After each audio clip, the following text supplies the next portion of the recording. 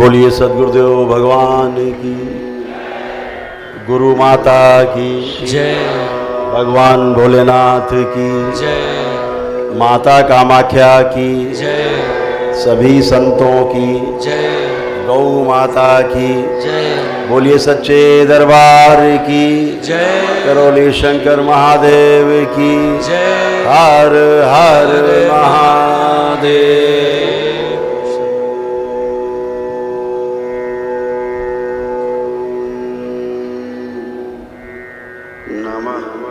सर्वप्रथम अपने परम पूज्य गुरुदेव, अपने प्यारे गुरुदेव पंडित श्री राधा रमण जी को स्मरण करते हुए अपनी गुरु माता माँ कामाख्या को स्मरण करते हुए इस गुरु पूर्णिमा के पावन पर्व पर आप सभी को बहुत बहुत हार्दिक बधाई और शुभकामनाएं।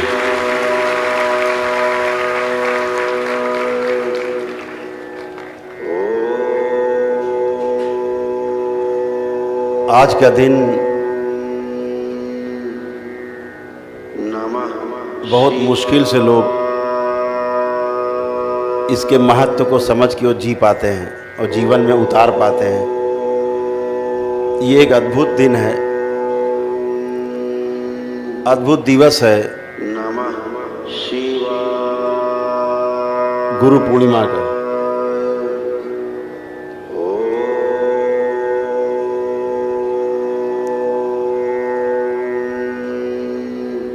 यह पर्व हमें गुरुओं की परंपरा को याद करने का मौका देता है।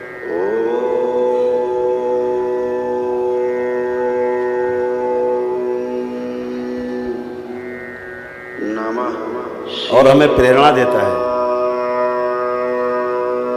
शिष्यत्व ग्रहण करने का। और शिष्यत्व ग्रहण करते ही पूर्ण गुरु बनने तक की यात्रा का पथ खुल जाता है।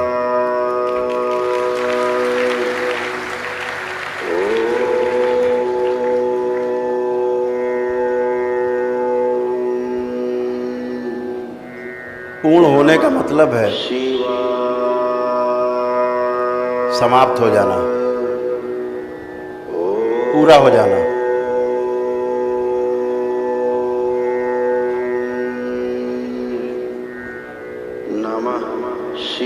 कुछ भी शेष बचा नहीं जानने के लिए। जब कुछ भी नहीं बचा जानने को तो पूर्णता कहते हैं, अर्थात कुछ भी शेष नहीं बचा। जब तक शेष बचा रहता है, चाहे वो 100 में से 0.001% क्यों ना हो,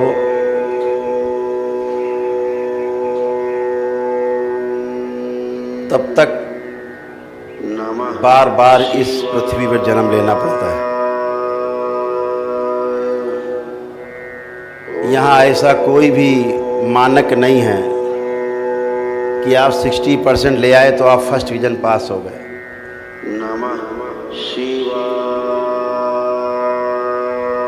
गुरुओं की राह पे चलने वालों को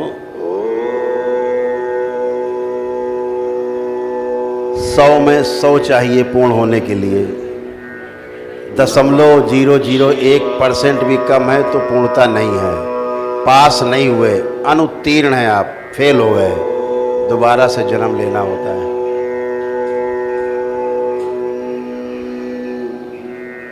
यहाँ कोई 60% पा गए तो फर्स्ट डिवीजन हो गए। कोई डिवीजन नहीं है यहाँ, पूर्ण है। डिवीजन वाला काम अपूर्णता तक रहता है।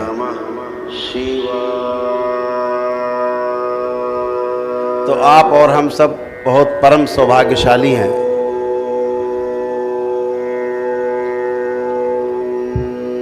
कि हम लोगों को इसी जन्म में, इसी शरीर यात्रा में हमारे परम पूज्य गुरुदेव पंडित श्री राधा रमण जी मिश्र हमारे पथ प्रदर्शक हैं, हमारे साथ हैं, हम उनके साथ हैं।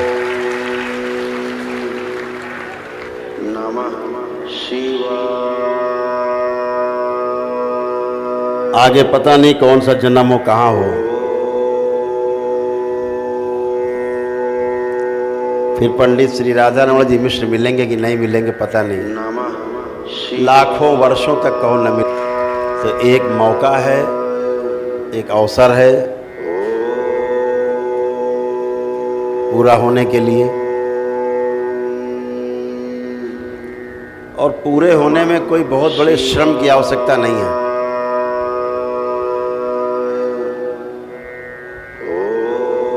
अधूरे बने रहने के लिए श्रम करना पड़ता है, लेकिन पूरा होने के लिए, पूर्ण होने के लिए विश्राम की आवश्यकता है। तो अपने में विश्राम कैसे घटित होगा, ये समझने वाली बात है। अभी तो सारे श्रम में डूबे हुए हैं।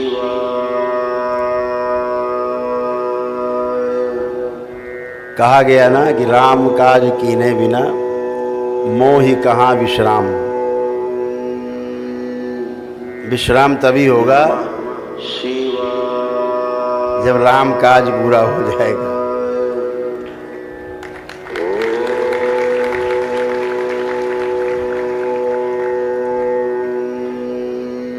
तो बाबा से जुड़ करके, माँ से जुड़ करके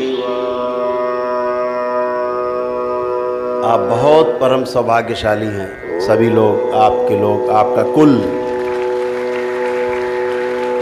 जो निश्चित रूप से इस जन्म में तर जाएगा पूरा कुल, अगर आप प्रयास करेंगे।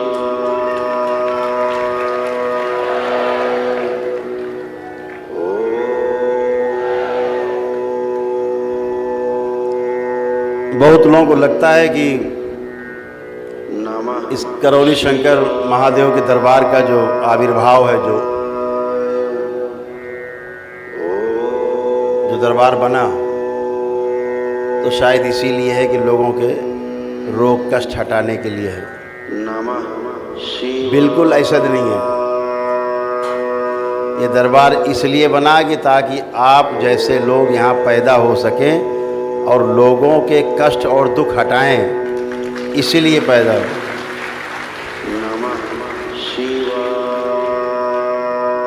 और उस दिशा में आप चल पड़े हैं। बहुत लोग तंत्र की दीक्षा ले रहे हैं, हजारों की संख्या में लोग ले चुके हैं तंत्र की दीक्षा, मंत्र की दीक्षा लेवल 2 तक हो चुका है। लेवल 3 की तंत्र की दीक्षा का आज निर्णय होना है रात्रि।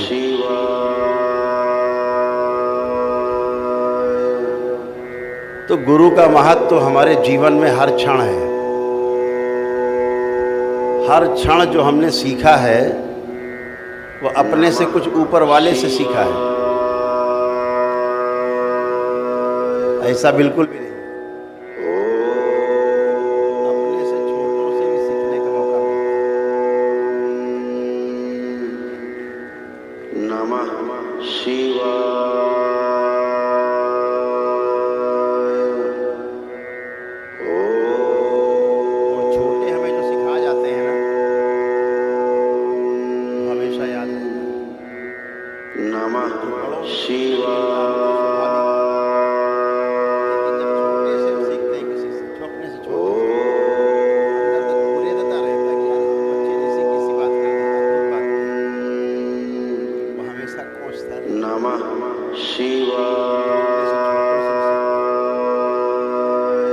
इससे ये प्रमाणित होता है कि सीखने सिखाने के लिए, समझने समझाने के लिए छोटे और बड़े की आवश्यकता बिल्कुल नहीं। ऐसा कोई मापदंड नहीं है। समझाने वाला बड़ा हो, छोटा हो, अमीर हो, गरीब हो, पैसे वाला हो, आदमी हो, कमजोर हो, ताकतवर हो, ऐसा कुछ नहीं।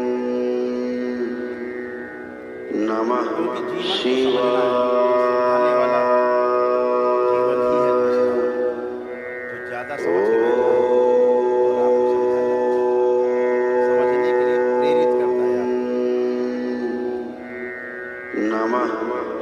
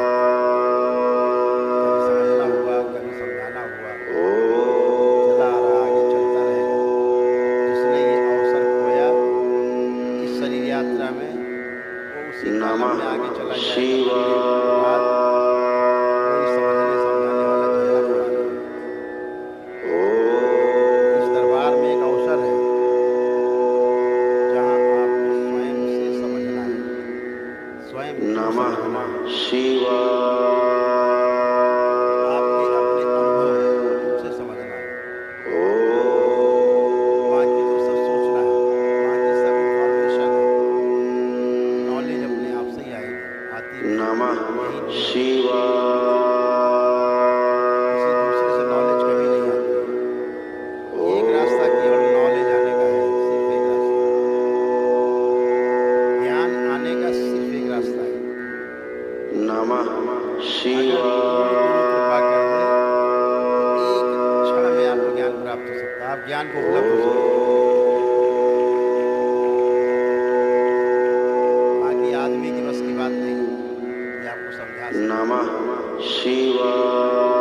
शक्ति पूर्ण गुरु के पास है, भगवान के पास भी है।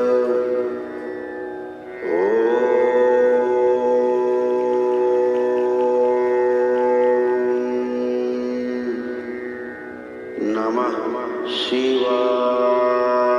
इसलिए ये एक अवसर है और इस अवसर का पूरा सदुपयोग करना है, इस अवसर में जीना है। ये अवसर नमः बहुत मुश्किल से शिवाय। मिलता है, पता नहीं कितने अच्छे कर्म आपने किए होंगे पिछले जन्मों में और इस जन्म में भी, आपको बाबा जैसे महागुरु मिले हैं। माँ नमः की जैसी संरक्षिका हमें शिवाय। मिली है कि आपको कोई छू नहीं सकता।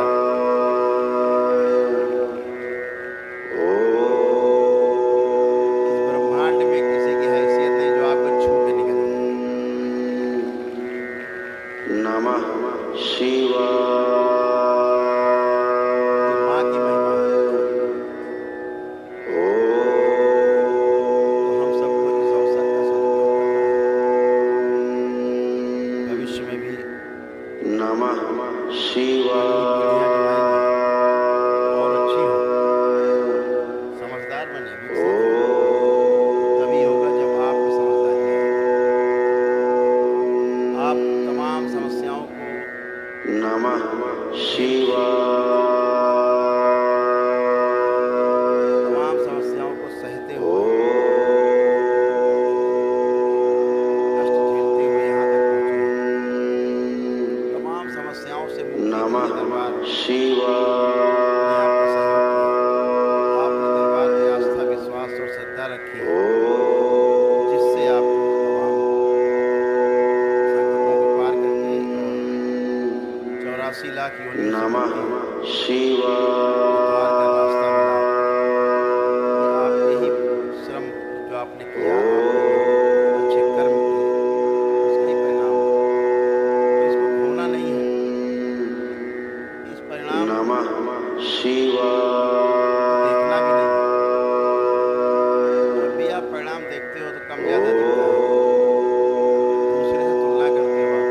जब भी आप दूसरे से तुलना करने जाओगे अपनी, तब अपने लिए संकट नमः खड़े करेंगे। तब शिवाय। आपको अपने में कम ज़्यादा दिखाई देगा। कम हो जाएगा, कम दिखेगा तो भिखारी जैसी हालत हो जाएगी। नमः ज़्यादा दिखने लगेगा तो शिवाय। अहंकार पनप जाएगा। दोनों में खतरा है।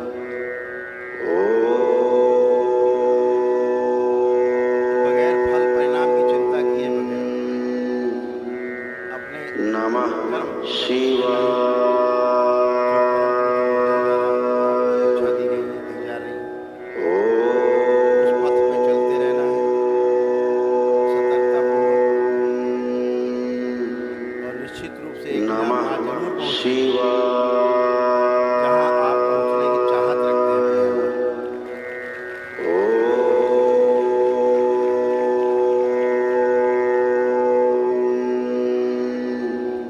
साक्षात नमः जगदम्बा शिवाय। ये दरबार केवल आपके यहाँ स्थूल जगत में ही नहीं है, आपका ये पूरा का पूरा दरबार सूक्ष्म जगत में भी है, कारण जगत में भी है, नमः और शिवाय। महाकारण जगत में भी है। ये आपका दरबार अलग अलग स्तर के जीवन, अलग अलग आयाम में अपने अपने लक्ष्य को भेद रहे हैं। नमः अपने लक्ष्य को शिवाय। पाने के लिए सतत प्रयत्नशील हैं।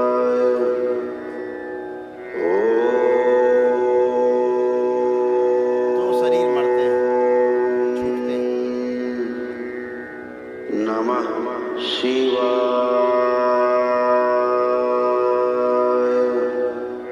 जरा भी छूट जाए तो इस मर्त्यलोक से बार बार जन्म मरण के बंधन से मुक्ति मिलती है। नमः तीनों शिवाय। शरीर गायब हो जाए।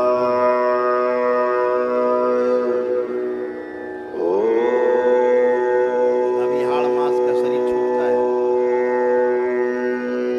इसमें रहने वाला जीवन नमः कोने के अंदर शिवाय। घूमता रहता है, कोने से बाहर नहीं निकल पाता, फिर से जन्म लेता है, इसी शरीर को धारण करता है अपने कर्म भोग के अनुसार। जिसने कर्म भोग के सिद्धांत को समझ लिया, ध्यान रखिए, नमः शिवाय। जिसने ठीक से कर्म भोग के सिद्धांत को समझ लिया, ध्यान रखे, वो समझो सतर्क हो जाएगा, एकदम सतर्क रहेगा। नमः और जिसने कर्म भोग के शिवाय। सिद्धांत को नहीं समझा, वो अपने आप को वीर बहादुर बना रहेगा, उल्टा सीधा काम करता रहेगा। उसको कभी लगेगा कुछ होता है भगवान जैसा, फिर कभी लगेगा नहीं होता है, ऐसे भ्रम में जीता रहेगा। नमः ध्यान शिवाय। रखें, कर्म भोग जैसे दरबार में अपनी परम पूजनीय माँ जो शक्ति स्वरूपा माता माँ कामाख्या है, नमः शिवाय। जो स्वयं माँ जगदम्बा है, जगत जननी माँ है, वो इस दरबार में विराजमान है। नमः शिवाय। उसका प्रमाण क्या है? उसका प्रमाण ये है कि व्यक्ति चाहे तो एक दिन में भी स्वस्थ हो सकता है, एक क्षण में स्वस्थ हो सकता है। नमः शिवाय।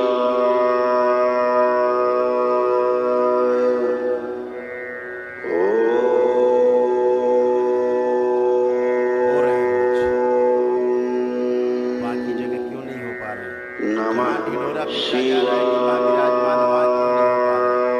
वहाँ के लोग, पूजा करने वाले लोग खुद ही बेचारे बीमार हैं, परिवार बीमार है। नमः शिवाय।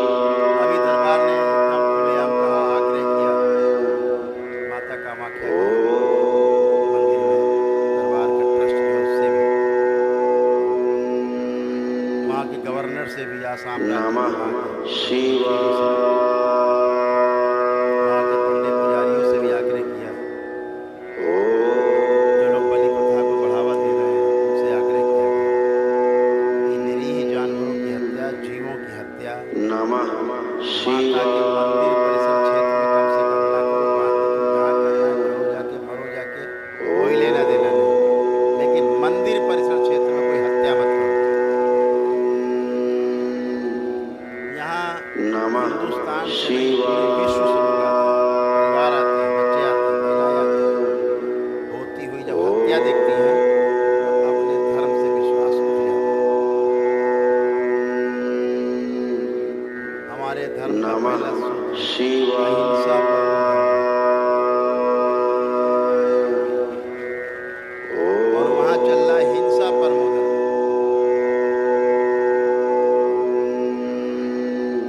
हमारा संविधान भी नमः इसका समर्थन नहीं करता शिवाय। हत्या का, किसी भी जीव की हत्या का समर्थन नहीं करता। और हमारा सनातन धर्म तो चींटी की भी हत्या को पाप माना गया है, जहाँ बड़े बड़े जानवरों का गला रेत दिया जाता है। माँ नमः इसे कतई स्वीकार नहीं शिवाय। करती। माँ को बिल्कुल पसंद नहीं कि कोई जीव की हत्या उसके समक्ष की जाए, और ना माँ उस बलि को कभी स्वीकार करती। ये मेरा अपना अनुभव है, इस दरबार का आप सबका अनुभव है। नमः आपसे कभी कोई बलि नहीं मांगी गई, कोई बलि आपसे नहीं कराई गई, बिना बलि के आप सब अच्छे हुए। जो बलि दे करके भी स्वस्थ नहीं हुए वो भी यहाँ बैठे, यहाँ आए हैं। जो हर साल बलि देते वो भी यहाँ बैठे हुए हैं, लेकिन यहाँ बगैर नमः बलि के दिए हुए अच्छे शिवाय। हुए, स्वस्थ हुए। निश्चित रूप से बलि प्रथा उन लोगों ने चलाए जिनको मांस खाने का बड़ा शौक है। समाज में मांस खाना अच्छा नहीं माना जाता है, न माना जाता नमः था, न कभी माना शिवाय। जाएगा, क्योंकि मनुष्य मांस खाने के लिए पैदा नहीं हुआ, न उसके शरीर का ऐसा कोई डिजाइन बना है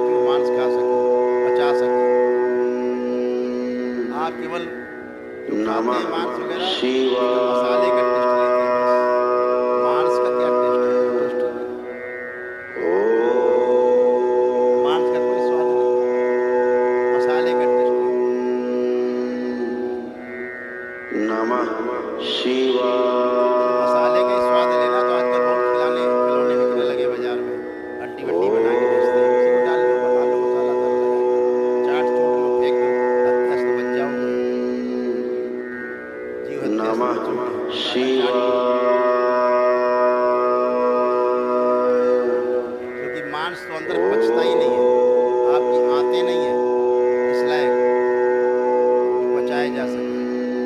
आपकी आंतें जो बनी हुई हैं, नमः आपके दांत जो बने हुए हैं, आपका आमाशय बना हुआ है, आपके शरीर की जो रचना है, रस रसायन अंदर धातुएं हैं, वो सारी शाकाहारी वस्तुओं के खाने के लिए है और उनको पचाने के लिए। मांस खाने के लिए बिल्कुल भी नहीं। मांस खाने वाले जानवरों के दांत अलग होते हैं, उनके नाखून अलग होते हैं, उनकी आंतें, आंतों की डिजाइन अलग होती है, उनके आमाशय की डिजाइन अलग होती है, उनके शरीर में जो रस रसायन है उसकी क्रिया प्रक्रिया भी हमसे अलग होती नमः शिवाय। है। लेकिन जिन शरीरों में दैत्य प्रवेश कर जाते हैं गलत पूजा पाठ के कारण, पीढ़ियों से चले आ रहे दैत्य, नमः दैत्य अंदर रहेंगे तो वे तामसिक भोजन मांगेंगे, क्योंकि उन्हें मांस चाहिए, मदिरा चाहिए, उन्हें तमाम प्रकार के व्यसन चाहिए जो आपके शरीर में रहकर खाएंगे, करेंगे। जो सात्विक लोग हैं, सात्विक पूजा करते हैं, देवी देवता उनके आसपास रहते ही रहते हैं, कभी मांस को स्वीकार नहीं करते। तो दरबार ने विरोध किया और अमावस्या के दिन 18 जून को माँ के जो अम्बुबाची महापर्व था, 22 जून से नमः प्रारंभ होकर 26 शिवाय। जून को निवृत्ति काल था। दरबार ने 18 जून को ही 5 दिन पहले ये घोषणा कर दी थी कि माँ क्रोधित है तुम्हारी बलि से, नमः तुमसे तुम्हारे परिवार के सदस्यों को बचाओ, अपने बच्चों को बचाओ, इस बलि प्रथा से बचो। वहाँ जाने वाले भक्तों को भी आगाह किया गया कि पंडे पुजारी कहें कितना भी डराएं आपको कि अगर आप बलि नहीं दोगे तो पूजा पूर्ण नहीं होगी, उनके झांसे में बिल्कुल मत आना। अपना बकरा पाले हुए 10-20 अपने ही बकरा आपको बेच देते हैं और बलि करके वो बकरा खा जाते हैं। चलो वहाँ देखो जाके गली गली बकरे बंधे हुए हैं, नमः वहाँ शिवाय। के पंडों ने बांध रखे हैं खुद ही। बहुत अच्छा व्यापार है भाई, हमने दिल्ली में भी देखा ये व्यापार होते हुए।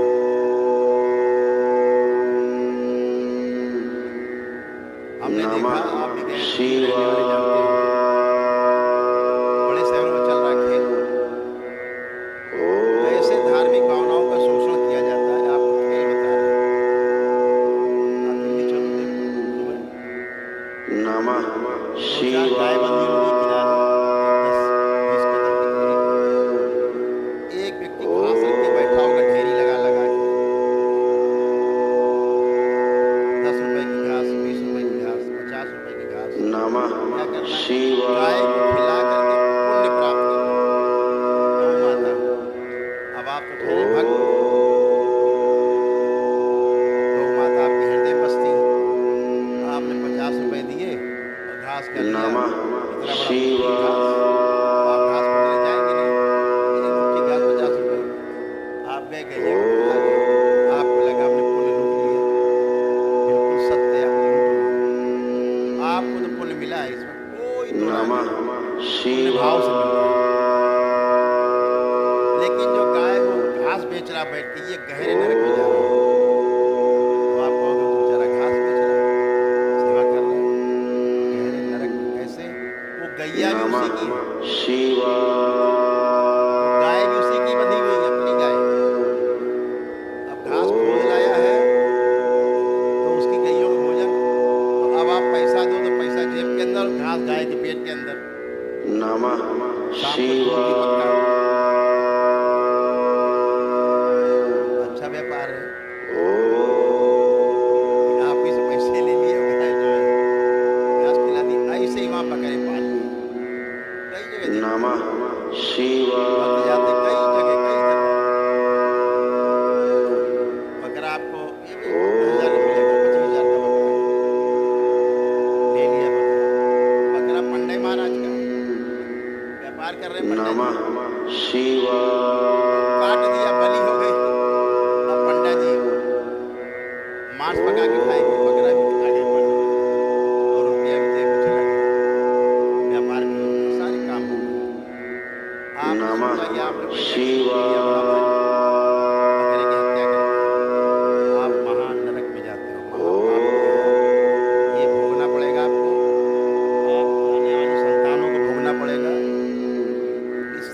का कोई उपाय नमः नहीं। शिवाय बचिए, नाटक से बचिए, खेल से बचिए, इस अपराध से बचिए।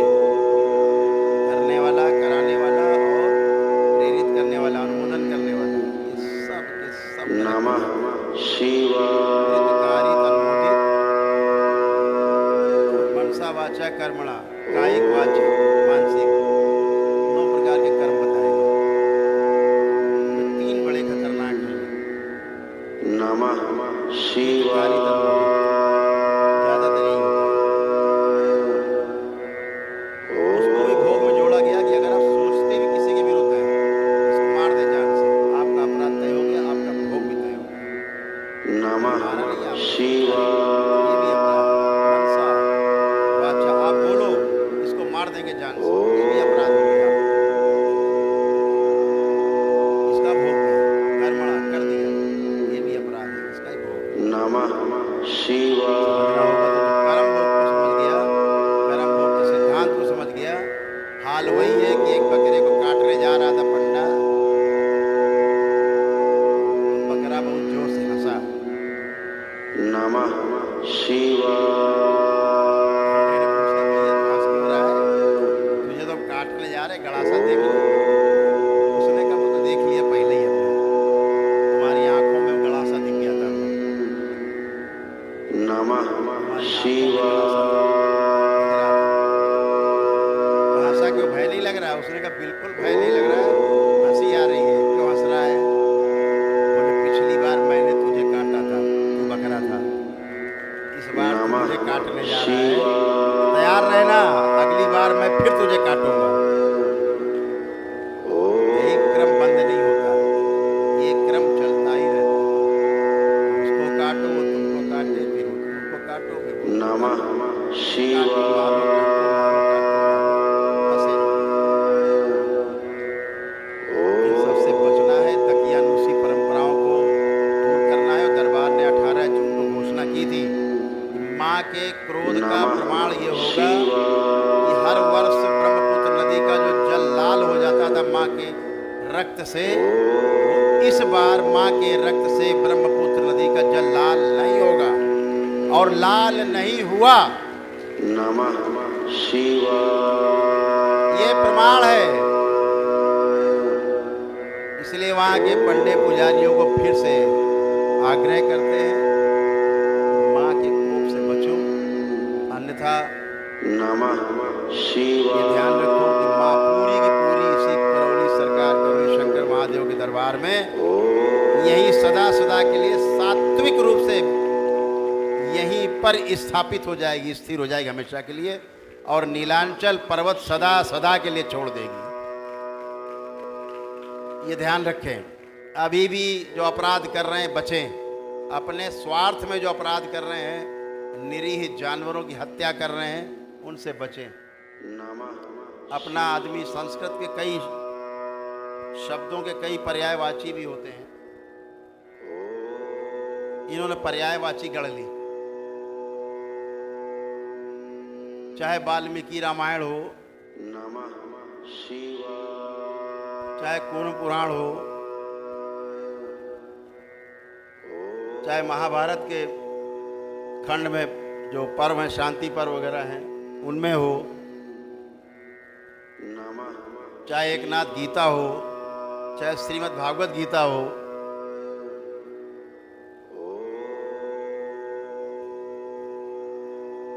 सब जगह सबसे पुराना जो हमारा ग्रंथ है शिवाय जो गाया गया वो है वाल्मीकि रामायण। उस तक में भी स्पष्ट है, यज्ञ हिंसा का एकदम विरोध किया गया है, निषिद्ध किया गया है, नहीं करना है। नमः और साफ कहा गया है कि यह जो अज है, अज का उसमें आहुति देनी है। अज माने 3 वर्ष पुराना अनाज, उसको अज कहा गया। यानी जिसको जमीन में डालने से पौधा नहीं बनता, उपजाऊ नहीं है, वो कम उपज देगा, अगर देगा भी तो खाने के भी योग्य नहीं बचा है, तो इसको हवन में प्रयोग किया जाए।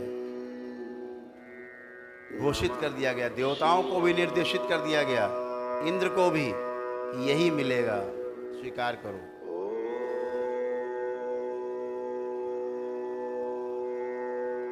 तो क्या हुआ, जो स्वार्थी लोग थे, अजमाने बकरा, बकरा भी होता है, तो कहा साहब अजमाने बकरा होता, बकरे को हवन में जो आहुति दी जाए, तो कहाँ आहुति देते हैं, वो तो बाहर काट के खा जाते हैं। ऐसे संविधा हो, हवन सामग्री बाहर आप खा जाओ, न डालो हवन कुंड में, तो कहाँ हुई आहुति। बलि का मतलब होता है आहुति, तो बकरे की आहुति कहाँ देते हैं, बाहरी काट के खा जाते, हवन कर लेते पेट में। तो अपने अपने स्वार्थ के हिसाब से गढ़ लिया, तमाम बातें गढ़ी और गढ़ करके समाज को भ्रमित किया। तो हम मांस खाने का हम विरोध नहीं कर रहे हैं, जो जिसकी मर्जी खाए पिए, उसका भोग तय होता है, अपने अनुसार है। जिसको जहाँ जो ज़्यादा बहुतायत में है वो खाता है, अपने जीवन यापन का तरीका बनाए। लेकिन विरोध इस बात का है कि बलि जो है, जीव हत्या माँ के मंदिर में, माँ के समक्ष सामने जो की जा रही है, उसका हम विरोध कर रहे हैं। और माँ ने प्रमाण दे दिया कि ब्रह्मपुत्र नदी का जल लाल नहीं हुआ, ये प्रमाण दे दिया माँ ने। ये पहली बार घटना घटी है वहाँ। और लेकिन हम जानते हैं दैत्य वहाँ है, दैत्य घुसे हुए हैं अंदर बहुत लोगों में, वो समझने नहीं देंगे, इतनी बड़ी घटना को भी समझने नहीं देंगे। और क्या करेंगे वहाँ के पंडे, अभी भी आप जाओगे तो लाल कपड़ा रंग के आपको दे देंगे। माँ का जल लाल हुआ था, उसमें ये सफ़ेद कपड़ा डुबो करके लाल वस्त्र है, ये लो कांच की कैंटी में लाओ, 551 रुपये लाओ, लाओ 1100 रुपये, फिर भी लाल करके रंग से रंग के आपको दे देंगे। आप जाना, देखो लाल कपड़ा आपको फिर भी मिलेगा, ना मिले तो बता देना, आप लाल रंग से रखेंगे। ये लाल हुआ था जल। तो इनके चाल से बचिए, इनके पाखंड से बचिए। पाखंड को तोड़ना ही धर्म है, गलत बात का विरोध करना भी धर्म है। ये बात हमेशा याद रखो। और हत्यारों की हत्या करना भी धर्म है, ये हमारा कानून भी कहता है। हमारी पुलिस और मिलिट्री मारती है गिरा गिरा के, दौड़ा के, वो भी धर्म में आता है। आतताइयों को बिल्कुल क्षमा करने का कानून भी नहीं करता, दौड़ा के मारता। उनको प्राप्त है, संविधान ने अधिकार दिए हमारी पुलिस को, हमारी मिलिट्री को, ये हत्यारों को दौड़ा के मारो। बिल्कुल नहीं कहा गया हत्या करते रहे तुम हाथ पे हाथ रख के बैठे रहो, मारने दो, कभी नहीं कहा गया। हम लोग उनका सम्मान करते हैं जब किसी डकैत को मारते हैं, बदमाश को मारते हैं, किसी गैंग को मारती पुलिस, हम लोग सम्मान करते हैं पुलिस का। तो इस बात को सब लोग ध्यान रखें कि हमें कार्य वही करना है जो समझदारी से करना हो। समझदारी से हम आगे जा सकते हैं और कोई रास्ता आगे जाने का नहीं है, ये बात हमेशा ध्यान रखना। समझदारी से ही आप आगे जा सकते हैं, कोई दूसरा रास्ता, कोई उपाय नहीं। हम सभी इस बलि प्रथा का विरोध कर रहे हैं, करते थे और भविष्य में भी आगे तब तक करते रहेंगे जब तक ये बलि प्रथा माँ के मंदिर में बंद नहीं हो जाएगी।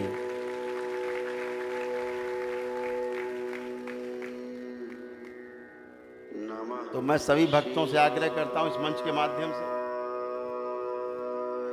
कि कभी बलि के चक्कर ना पड़े, नहीं परिवार खानदान लाखों वर्षों तक उस पाप से मुक्त नहीं होगा, माँ के श्राप से मुक्त नहीं होगा। ध्यान रखो, बलि सब दैत्यों को जाती है, माँ कभी किसी जीव की हत्या नहीं कराती, क्योंकि वो सबकी माँ है। किसी की बलि नहीं लेती, किसी की हत्या नहीं कराती, किसी के प्राण नहीं लेती। माँ आपके एक नारियल से खुश है, उस नारियल में भी प्राण होते हैं। जब नारियल तोड़ा जाता है, थोड़े से प्राण उसमें होते हैं, निकलते हैं, माँ उसको ग्रहण करती, खुश होती है सिर्फ नारियल से। माँ आपके भाव से प्रसन्न होती है, माँ आपकी श्रद्धा से, आपकी आस्था से, उसके प्रति विश्वास से माँ प्रसन्न होती है। माँ हत्या से कभी प्रसन्न नहीं होती, और अगर हत्या से प्रसन्न होती हो तो फिर सब लोग अपने अपने घर में बकरा लाओ, अपने घर के आंगन में खड़ा करो, बच्चों की इकट्ठा करो, बच्चों से कटवाओ। कितने लोग कटवाएंगे बकरा अपने घर बच्चों से? हाथ उठाएं। हैं कुछ लोग हैं कटवाने वाले बच्चों से, नहीं, कोई नहीं कटवाएगा। इससे ये साबित होता है कि कोई भी बलि प्रथा का समर्थक नहीं है। ये केवल पंडे पुजारी अपने स्वार्थ में कटवा रहे हैं बकरे और भैंसे। तो इसलिए इनके कुचक्र से बचना है, कुचक्र में नहीं आना है। बलि की बात करें, बिल्कुल किनारा कर लेना है।